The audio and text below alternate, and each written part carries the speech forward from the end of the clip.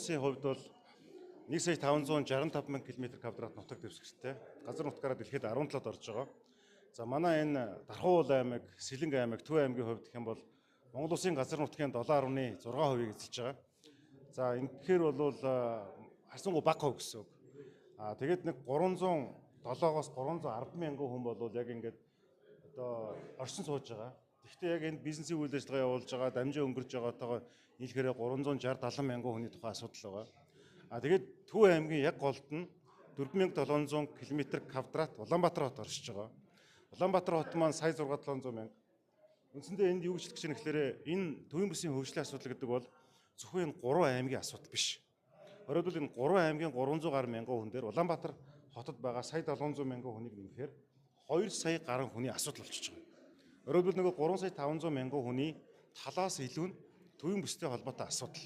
Энэ ямар одоо агуулгатай юм бэ гэхээр энэ бол зөвхөн нэг юм 3 аймгийн хоорондын хөгжүүлэх тухай асуудал биш болчихж байгаа. Энэ бол үндэсний аюулгүй байдалтай холбоотой Монгол улсын эдийн засгийн стратегийн хөгжлийн асуудал болж байгаа маа. Нэг талаас. Нөгөө талаас энэ 3 аймгийг хөгжүүлэх нь энэ 3 аймагт байгаа хүмүүсийн аж амьдралыг сайжруулахаас гадна Улаанбаатарын асуудлыг шийдэх зайлшгүй шаардлагатай болж байна. Өөрөөр хэлбэл нөгөө тэлэлтийг бий болгох, төвлөрлийг саарамжуулах, ингэснээр Улаанбаатарт байгаа сая 700 мянган хүний эрүүл аюулгүй орчинд амьдрах утаанаас нь салгах гэдэг маш олон боломжууд байгаа. Энэ юу гэсэн үг гэхээр бүсчилсэн хөгжлийг улсын хэмжээнд Улаанбаадараас гадна 6 бүст хийж байгаа нь өөрөө тэнд эмнэлгийн чанартай байх, сургууль нь хүртээмжтэй байх, өөрөөр хот хөдөөгийн хөгжлийн ялгааг гаргаснараа тэнд нийгмийн дэд үтсийг хөгжүүлэх, ингэхдээ эдийн засгийн дэд бүтц буюу ажлын байрыг бий болгох, үйлдвэрлэл, үйлчлэгээ, тэнд орлого олох боломжтой хүмүүсийг нэмэгдүүлэх тухай ойлголт байгаа.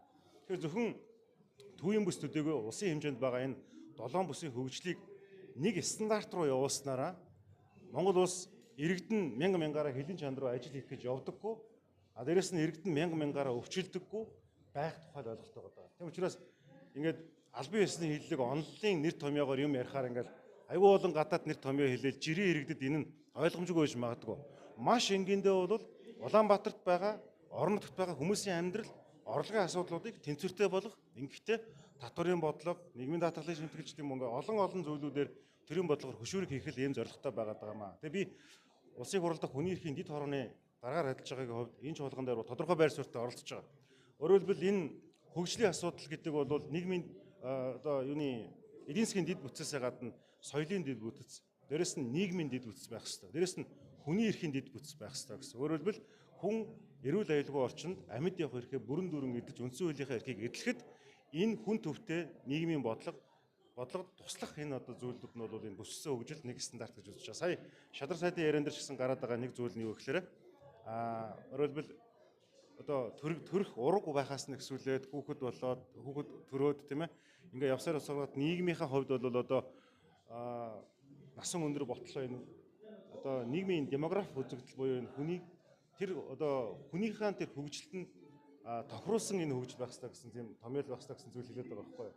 Өөрөөр хэлбэл энэ юу гэж юм гэхээр бид нар одоо 1990 онтой харьцуулахад 34 жилийн хугацаанд нэг Монгол хүний дундаж наслалт 8 жилээр уртсан байна. За. Гэтэл өнөөдөр Монгол улс дэлхий дээр одоо юугаараа хорт автрын өвчлөлөөрөө хит хитэн төрлөөр нэгт орж байна гэдэг. Яг энэ нөгөө хүн дээр тулгамдж байгаа асуудал дээр энэ эдийн засгийн дэд бүтц нь уйлдаж хөөчих ёстой гэдэг гол санааг хэлээд байгаа. Тэр утгаараа бол энэ маш чухал асуудал гэж бодож байгаа. Өөрөөр хэлбэл зөвхөн ингээд мөнгө төгрөг бид нар баян байх ёстой, баялгаа ашиглах ёстой 14 мега төсөлтөргээд ярихаас гадна энэнийхээ гол цөмд нь хүнээ тавья, хүн төвтэй хөгжлийн тухай одоо ярья. Тэгэхэд бол өнөөдөр энэ долгион тааруулах уулзлыг хийж байна л гэж бодож байгаа. Хөдөө орон нутагт одоо соёлын үйлчлэгээ авч чадахгүй болон хүний наад захын хэрэглээнүүдийг авч чадахгүй байгаа нь одоо хүний ямар эрхүүдийг зөрчигдөж чинь гэж таны хувьд харж байна. Ерөөсөө яг хөдөө орон нутаг гэхээсээ илүүтэйгээр би ер нь хөдөө өдөр гэж хэлэхдээ жоохон ханддаггүй байхгүй юу. Өөрөөр хэлбэл Монгол улсын иргэн үндсэн хуулиараа эх орныхоо хаанч амьдрах, ажиллах эрхтэй.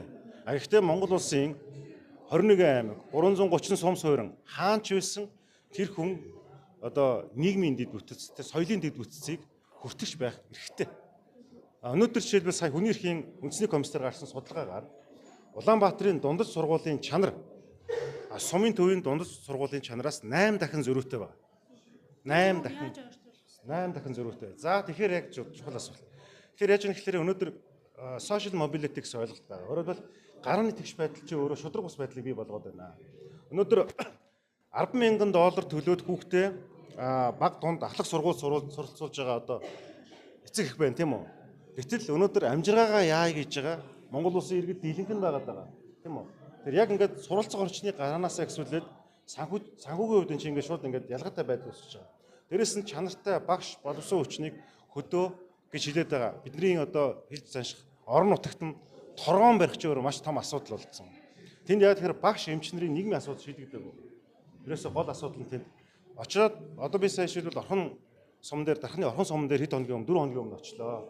Тинчээ ингээд эмнэлгийн дарга буюу эрүүл мэндийн төвийн дарга дархнаас өдөр болгон 50 км өөрөлдвөл 100 км ирж очиж байна. Тэнд яасан гэхээр байр байхгүй нийгмийн асуудал шийдэгдэг байгаа. Багш нар ч гэсэн яг ийм асуудал байгаа даа байхгүй. Тэгэхээр орон нутагт ажиллаж байгаа багш, эмч гэсэн энэ хоёр онцгой салбар дээр нийгмийн дэд бүтцийг нь тултлан хөрөнгө оруулалт хийх ёстой. Жишээлбэл тоо харамт хэлье. Энэ жилийн Монгол улсын эрүүл мэндийн төсөв улсын төсвийн 3 хүрэхгүй байгаа.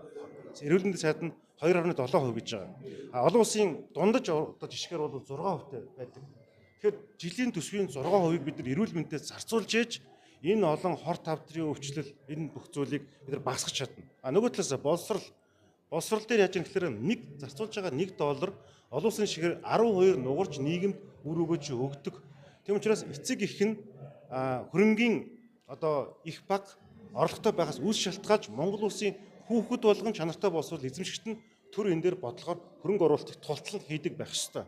Өнөөдөр улсын хэмжээнд 699 мянган хүүхэд 1-ээс 12 дахь ангид сурж байгаа. 70 гаруй сургууль өнөөдөр халаалтын асуудалтай байна. 20 гаруй сургууль хаагдахтаа тулцсан байна. 40-50 сургууль өнөөдөр 3 ээлжээр хичээлж байна тийм. Энэ байдал дээр бол номер 1 бодлого, хоёрдугаар хөрөнгө оруулалтыг нь тултлан хийх ёстой. Нэг талаасаа бид нар ингээд олон мега төслөгээд хөрөнгө оруулалт явж байгаа ч гэсэн нөгөө талаасаа эрүүл мэнд босрол хоёр дээр гар татахгүй байх ёстой. Энэ зарчим байгаа даа. Эцэст нь энийг ямар бодлогоор хийх вэ гэхээр Монгол улсын үндэсний аюулгүй байдал төсвийг нийцүүлэх ёстой. Энэ жил бид нар тэгж чадаагүй. Яагаад тэгэхээр хэмжих нэгж тодорхойгүйгээд аудит хийж чадаагүй. Дараа жилээс эхлүүлээд төсвийг дагуулж орж ирж байгаа. Тухайн жилийн хөгжлийн хөтөлбөртөө бид нар хүн төвтэй байдал гэдэг. Сая 10 сарын 22-ны өдөр улсын хурал стратеги батлахдаа хүн төвтэй үзлийг ярьж байгаа. Сая шадар сайдын яриан дээр гараад байгаа тэр хүн төвтэй бодлого гэж хэлээд байгаа. Тэгэхээр одоо бид нар ч нөгөө хүмүүнлэг иргэний ардсан нийгэм гэж яриад. Хүмүүнлэг байдлаа мартцсан, иргэний нийгмээ мартцсан байхгүй юу? Арчил гэдгээ зарим тохиолдолд анархизм болгоод байдаг, зарим тохиолдолд учир начрыг нь ойлгодоггүй зүйл байгаа шүү. Тэгэхээр одоо энэ дээр бид нар хүнлэг байх гэдэг буюу тэр хүмүүнлэг нийгэм рүүгээ нийгмийн дэд бүтцийн хөрөнгө оруулалтыг тултлан хийх ёстой гэж бодож байна. За баярлалаа.